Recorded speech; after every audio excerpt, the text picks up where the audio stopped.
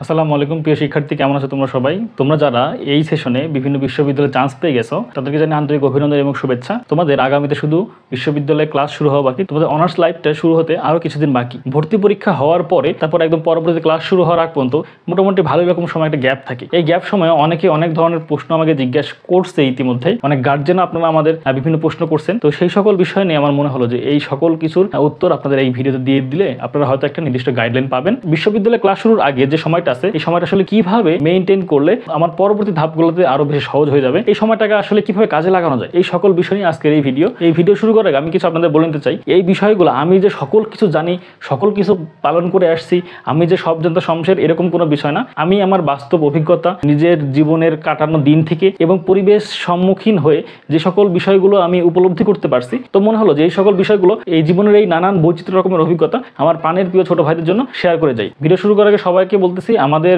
YouTube channel এবং আমাদের Facebook page glance of admission, এই দুইটা জায়গায় একটু ফলো সাবস্ক্রাইব করে রেখো, যেটা পরবর্তীতে আরো গুরুত্বপূর্ণ বিষয় নিয়ে আলোচনা করলে তোমরা সেই জিনিসটা ইজিলি পেয়ে থাকো। আজকের এই ভিডিওতে ক্লাস শুরুর আগ পর্যন্ত কি কি কাজ করতে সেই সকল বিষয় নিয়ে আলোচনা করব। যারা একদম ফ্রেশার্স, বিশ্ববিদ্যালয়ে ভর্তি হওয়ার পরে প্রথম বর্ষে কি কি কাজগুলো করা উচিত, যে কাজগুলো করলে তুমি অন্যদের চেয়ে অনেক বেশি এগিয়ে থাকবে, সেই সকল বিষয় নিয়ে আমরা নেক্সট ভিডিওতে কথাবার্তা বলবো। তাই নেক্সট ভিডিও দেখার জন্য অবশ্যই আমাদের পেজ ফলো করতে হবে এবং আমাদের ইউটিউব চ্যানেলকে সাবস্ক্রাইব করে রাখতে হবে। যেহেতু মোটামুটি সকল বিশ্ববিদ্যালয়ের ভর্তি একদম ক্লোজিং এর দিকে এবং দু একটা বিশ্ববিদ্যালয় বাকি আছে, সেটা হয়তো খুব তাড়াতাড়ি এই সেশনে ভর্তি ক্লোজ হয়ে যাবে। এর পরবর্তীতে যে কাজটা আছে সেটাতে ক্লাস শুরুর আগে বেশ কিছুদিন সময় পাওয়া যাবে। এই সময়টাতে অনেক অ্যাডভান্স স্টুডেন্ট আছে এবং অনেক গার্জেন আসলে আমাকে প্রশ্ন করছে যে আমার মেয়ে বা ছেলে অমুক বিশ্ববিদ্যালয় অমুক ডিপার্টমেন্টে বা অমুক ফ্যাকাল্টিতে চান্স পাইছে এবং সেটা কোর্স কারিকুলাম থাকলে আমাকে একটু দেন, এই সময় আসলে কি করা উচিত। তো এখান থেকে আসলে এই ভিডিও করার অনুপ্রেরণা পাইছি আমি। এই ভিডিও দেখলে তোমাদের সবারই কিছু না কিছু উপকার হবে ইনশাআল্লাহ। আমাদের দেশের উচ্চশিক্ষার যে কাঠামো, বিশ্ববিদ্যালয়ে যেভাবে পড়ানো হয়, এটার অন্যতম একটা মাধ্যম হচ্ছে ইংরেজি মাধ্যম। শুধুমাত্র এই স্পেসিফিক কয়েকটা ডিপার্টমেন্ট, কয়েকটা সাবজেক্টে শুধুমাত্র বাংলা পড়ানো হয়।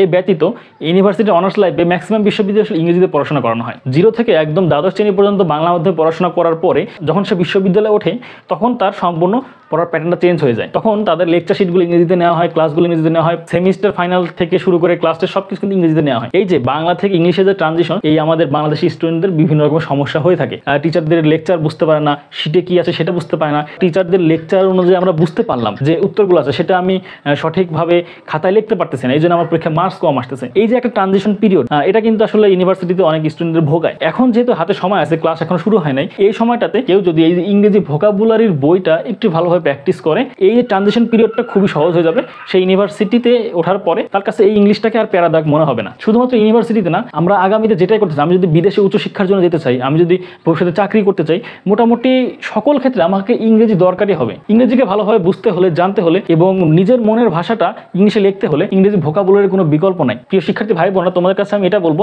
আগামীতে হাতে যে কয়েক মাস সময় আছে, এই সময়টা তুমি চাইলে ইংরেজি ভোকাবুলারির উপর দিতে পারো। ইংরেজি ভোকাবুলারি স্পেসিফিক কোনো সাবজেক্টের টপিক না যে তুমি এক রাত দেখলা, এক মাস দেখলা, সেটা তুমি একদম ঠোঁটস্থ হয়ে গেলা, হাফেজ হয়ে গেলা, এক্সপার্ট হয়ে গেলা। এটা ধীরে ধীরে দেখার জিনিস, ছোট্ট ছোট্ট করে আয়ত্ত করার জিনিস। এটা তোমার হচ্ছে যে বিল্ডিং ব্লকের ইটের মতো, একটা একটা ইট সারিবদ্ধ করে সাজিয়ে তুমি একটা বিল্ডিং তৈরি করতে পারবা। তেমনি হবে ইংরেজি ভোকাবুলারিটা সেরকম, তুমি ধীরে ধীরে দিনের পর দিন অল্প কিছু সংখ্যক শব্দ আয়ত্ত করে পরে ইংলিশে জাহাজ হয়ে যেতে পারবা। এই যে গ্যাপটা সময়, এই গ্যাপ সময় ইংরেজি ভোকাবুলারিটা জানাটা অনেক বেশি গুরুত্বপূর্ণ। তারপর 2 নম্বর যে পয়েন্ট আছে, এটার সাথে অনেকেই এগ্রি করবে, এই ছুটির এই সময় তোমার সফট স্কিল অর্জন করাটা অনেক বেশি দরকার। আমাদের বিশ্ববিদ্যালয়ের কোর্স কারিকুলামে সিটি, প্রেজেন্টেশন, ফাইল, অ্যাসাইনমেন্ট জমা, এই সকল বিষয়গুলো থাকে। এক এক বিশ্ববিদ্যালয়ের পড়ানোর ধরন কিন্তু এক এক রকম। স্পেশালি কৃষি ইউনিভার্সিটির কথা যদি বলি, তোমার এখানে ল্যাব, প্র্যাকটিক্যাল, তোমার ক্লাস টেস্ট হবে, তোমার অ্যাসাইনমেন্ট থাকবে, প্রেজেন্টেশন থাকবে, কুইজ থাকবে, সেমিনার হবে, এরকম অনেক রকম বিষয় আছে। তো এই সময় কিছু সফট স্কিল আছে যে বিষয়গুলো অর্জন করলে যখন তোমার ক্লাস শুরু হবে, তখন তুমি নিজে তো অন্যদের চেয়ে এগিয়ে থাকবাই, তোমার অন্য কোনো বন্ধুর হেল্প নিতে হবে না। তুমি যদি এই সফট স্কিলগুলো অর্জন করো, ওটা দেখবা যে তুমি তোমার আরো অন্য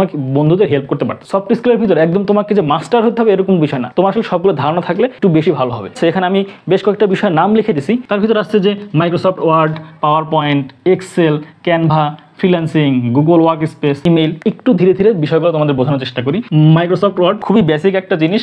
বর্তমান পৃথিবীতে এমন কোনো কাজ নাই যে মাইক্রোসফট ওয়ার্ড সেখানে লাগে না, ম্যাক্সিমাম সকল জায়গায় লাগে। তোমার যদি কোনো কিছু লেখার ইচ্ছা থাকে, এটা যদি তোমার আগ্রহ থাকে, তুমি আগে তোমার ডায়েরিতে লিখতা, খাতায় লিখতা, কলমে লিখতা, বা তুমি হচ্ছে ফেসবুকে পোস্ট দিতা। সেই পোস্টগুলোই তুমি ইংলিশে লেখো বা যে কোনো ফরম্যাটে লেখো, তুমি মাইক্রোসফট ওয়ার্ডে লেখো। এতে করে তোমার টাইপিং স্কিলটা বাড়বে এবং সেই সাথে তুমি মাইক্রোসফট ওয়ার্ডেরও অনেক রকমের কাজ শিখে গেছো। আর পাওয়ার পয়েন্ট ভাই, প্রেজেন্টেশনের কোনো বিকল্প নাই বিশ্ববিদ্যালয়ে প্রেজেন্টেশন তোমার থাকবেই। এখন তোমার হাতে যদি ফ্রি টাইম চলতেছে, তুমি চেষ্টা করবা এই সময় পাওয়ার পয়েন্ট প্রেজেন্টেশনটা তৈরি করতে। কত সুন্দর করে স্লাইড বানানো যায়, স্লাইডে আসলে কি আমরা গদ বাঁধা MS ওয়ার্ডের মধ্যে সব কিছু লিখে দিব নাকি স্পেসিফিক কিছু জিনিস লিখবো, এই সকল বিষয়গুলো শিখে নিবা। এক্সেলের অনেক কাজ আছে, বিভিন্ন ডাটা অ্যানালাইসিস সহ অনেক রকমের কাজ তোমার এক্সেলে আছে। তারপরে এখানে আমি লিখছি ক্যানভাটা আমি স্পেশালি লিখছি এই কারণে, সেটা হচ্ছে যারা আসলে তোমাকে আমি গ্রাফিক্স ডিজাইনার হতে বলতেছি না, কিন্তু ক্যানভা এমন একটা বিষয় সেটা তুমি ফ্রিতেই অনেক কিছু ডিজাইন করতে পারবে। তোমার বিশ্ববিদ্যালয় লাইফে দেখবা যে অনেক কিছু তৈরি করতে তোমার এই ক্যানভার সাহায্য লাগে। কোনো পোস্টার প্রেজেন্টেশন বলো, কোনো পোস্ট বলো, বিশ্ববিদ্যালয়ে যুক্ত হওয়ার পরে তুমি তো বিভিন্ন সংগঠনের সাথে যুক্ত হবা নিজেকে আরো বেশি সমৃদ্ধ করার জন্য। তখন দেখবে সংগঠন থেকে একটা কাজ দিচ্ছে যে অমুক তুই তাহলে হচ্ছে যে পোস্টারটা ডিজাইন কর। এগুলা ক্ষেত্রে দেখবে যে ক্যানভার কাজ অনেক বেশি গুরুত্বপূর্ণ। ক্যানভা কিভাবে শিখবা না শিখবা এই বিষয়ে হচ্ছে ইউটিউবে অনেক ভিডিও আছে, সেটা তুমি দেখে নিলে তোমার জন্য কাজটা সহজ। যারা আসলে স্পেশালি ক্যানভার কাজ পারে, এটা একদম সবচেয়ে বেসিক। যারা হচ্ছে অ্যাডোবি ফটোশপ, অ্যাডোবি ইলাস্ট্রেটর এই সকল কাজগুলো পারে, ভাই বিশ্ববিদ্যালয়ে স্টুডেন্ট থাকা অবস্থায় তাদের সবসময় দাম একটা থাকেই। বন্ধু মহল বলো, সিনিয়র ভাইয়া বলো, তোমার জুনিয়র ভাইরা বলো, মানে যে কোনো প্রজেক্টের কাজ বলো, তোমার একটা কিন্তু বেশ ভালো একটা পরিচিতি হয়ে ওঠে ক্যাম্পাসে। ফ্রিল্যান্সিং এর কথাটা লিখছি এই কারণে যে এই সময় বেসিক কিছু ফ্রিল্যান্সিং এর কাজটা শিখে যাও। ফ্রিল্যান্সিং এর কাজ যদি পারো তাহলে শুরু করে দাও। এই স্টুডেন্ট লাইফের ভিতর অনার্স লাইফে টাকা ইনকামের অন্যতম একটা মাধ্যম হিসেবে চিন্তা করা হয় হচ্ছে টিউশনটাকে। এখন একটা বিশ্ববিদ্যালয়ে অনেক সংখ্যক স্টুডেন্ট থাকে, প্রত্যেকটা স্টুডেন্ট একদম যে সবাই হাই ভ্যালু টিউশনই পাবে সেরকমও না। আবার কিছু কিছু বিশ্ববিদ্যালয়ের লোকেশন শহর থেকে কিন্তু অনেক দূরে, সেই আশেপাশের এলাকায় মানে টিউশনই পড়ানোর মতো অবস্থা থাকে না। তো অনার্স লাইফে এসে নিজের পরিবারের কাছ থেকে টাকা পয়সা নিতে কিন্তু একটু লজ্জা লাগে। তো এই জন্যই আমি বলতেছি একটা বিকল্প ইনকামের ব্যবস্থা করতে। যদি তুমি টিউশনে পেয়ে যাও খুব ভালো, টিউশনি হলে তো কোনো অসুবিধা নেই। যদি টিউশনি না থাকে তখন তোমার ব্যাকআপ ইনকামটা আসবে কিভাবে? দেখো আমাদের কিন্তু বিভিন্ন সময় বিভিন্ন শখ জাগে, বাসা থেকে টাকা নিয়ে এসে সেই শখটা পূরণ করা এটা কিন্তু আসলে অনেক কঠিন। তো তোমার যদি হাতে টিউশনি থাকে বা যদি এক্সট্রা কোনো ইনকামের সাইড থাকে, তুমি যখন তোমার নিজের শখটা পূরণ করতে পারবা তখন দেখবে যে নিজের ভিতরে একটা সেলফ স্যাটিসফ্যাকশন কাজ করে। এই জন্য আমি বলবো যে টিউশনে যদি পাও ইটস ওকে, কিন্তু যে এরিয়াগুলোতে টিউশনি হবে না, তো তোমরা যদি এখন থেকে ফ্রিল্যান্সিং এর টুকটাক শিখে যাও, পরবর্তীতে এটা তোমাকে অনেক বেশি হেল্প করবে। তারপর এখানে লেখা আছে গুগল ওয়ার্ক স্পেস, যে গুগলের সকল কিছু এর ভিতরে ইনক্লুড থাকবে। ইমেলের কথা লিখছি কেন? কারণ তোমাকে বিশ্ববিদ্যালয়ে অনেক রকম ইমেল করতে হবে, কোন পার্সনকে তুমি কিভাবে ইমেল করবা, কোনটাকে অ্যাপ্রোচিং কেমন হবে, এই সকল বিষয়গুলো যদি পারো তাহলে এখনই শিখে নাও, যেটা তোমার পরবর্তী লাইফে অনেক বেশি কাজে লাগে। এবং সফট স্কিল বলতে শুধু এখানে যে কটা বলছি এরকমও না, নিজের পছন্দের কোনো বিষয় থাকতে পারে, সেই সকল বিষয় নিয়ে তোমরা চাইলে একটু দেখতে পারো। তারপরে 3 নাম্বার আছে যে ভালো গল্পের বই পড়া। এই সময়টা যেহেতু তোমার হাতে অফুরন্ত সময় আছে, অনেকে গল্পের বই পড়তে অনেক বেশি পছন্দ করো, তোমরা চেষ্টা করবা এই সময়টাকে নষ্ট না করে ভালো ভালো গল্পের বই পড়তে। ভালো ভালো গল্পের বই পড়লে তোমার কয়েকটা বিষয় সুবিধা আছে। এক হচ্ছে তোমার শব্দ ভান্ডার অনেক বাড়বে, অন্যদের চেয়ে দেখবে তোমার কথা বলার স্ট্র্যাটেজিটাই অন্যরকম হয়ে যাবে, চেঞ্জ হয়ে যাবে। 2 নাম্বার পয়েন্ট, তুমি সুন্দর করে কথা বলতে পারবা, তুমি লিখতে পারবা। তোমাকে যদি কোনো কিছু কন্টেন্ট লিখতে বলে, কোনো বিষয় সম্পর্কে লিখতে বলে, তখন দেখবে তুমি অন্যদের চেয়ে বেশি একটু ইউনিক শব্দ লিখতে পারতেছো। এটা কিন্তু বিশ্ববিদ্যালয় লাইফে অন্য সবার চেয়ে তোমাকে আলাদা করে রাখবে। তারপরে যে সুবিধাটা আছে সেটা হচ্ছে ভালো গল্পের বই পড়লে একটা বিষয় সম্পর্কে, একটা লেখকের মনোভাব সম্পর্কে জানা যায়। তোমার নিজের যে চিন্তা ভাবনা সেটা তো তোমার সারা জীবনে থাকবে, কিন্তু লেখক যেভাবে চিন্তা করছে সেভাবে তুমি যদি তোমার ব্রেনটা স্টর্মিং করো, তখন দেখবে তোমার ব্রেন অনেক ভালোভাবে গ্রুমিং হচ্ছে এবং সেটা আগামীতে অনেক বেশ ভালো ভালো জায়গায় কাজে লাগে। তারপরে অপশনটা আছে সেটা হচ্ছে BCS plus job preparation. BCS plus job preparation এটা হিউজ একটা টপিক, এইটা নিয়ে চাইলে একটা আলাদা ভিডিও তৈরি করা যায়। তারপর আমি তোমাদের অল্প কিছু ধারণা দিয়ে রাখি। যেহেতু তুমি এখনো ক্লাস শুরু করো নাই, তোমার সামনে আগামী first year, second year, third year, fourth year honours শেষ, তারপর তুমি দিবে BCS প্রিপারেশন, হাতে একটা হিউজ সময়। কিন্তু এই হিউজ সময় থাকা সত্ত্বেও এই যে ফ্রি সময়টা তুমি কাটাতে পারো, BCS এর একটা জব সলিউশন বই কিনলা। জব সলিউশন বই তুমি মুখস্থ করার জন্য কিনবা না, তুমি দেখবা যে আসলে কেমন প্রশ্ন আসছে এই বিকালে সন্ধ্যা যখন মনে চাবে তুমি এই টুকিটাকি MCQ গুলো দেখলা, তখন তুমি কিন্তু একটা প্রশ্ন পেটার সম্পর্কে ধারণা পেয়ে যাবা। আরেকটা বিষয় আমি বলবো না, এই জব প্রিপারেশনের ক্ষেত্রে তোমরা ইউটিউবে অনেক ভিডিও আছে, চাইলে সেই ভিডিওগুলো দেখতে পারো। মানে একটা বিষয় সামগ্রিক ধারণা নিয়ে রাখ। মোটামুটি তুমি যে চাকরির পরীক্ষায় যাও বা যে জায়গায় যাও না কেন, বা তুমি যদি নর্মাল টিউশনই করতে যাও, তোমার ম্যাথ আর ইংলিশের প্র্যাকটিসটা অনেক বেশি জরুরি। তুমি যদি ইংলিশ মিডিয়ামের স্টুডেন্টকে পড়াতে যাও, ইংলিশটা তোমার অবশ্যই লাগবে, এর কোনো বিকল্পই নেই। ম্যাথের ক্ষেত্রে তোমার যে একদম চাকরির ক্ষেত্রে হাই লেভেলের ম্যাথ লাগবে সেরকম না। তুমি ছোট থেকে এই পর্যন্ত ইন্টারমিডিয়েট পর্যন্ত যে সকল ম্যাথগুলো পড়ছো, এই ম্যাথগুলো একটু ভালোভাবে প্র্যাকটিস করো।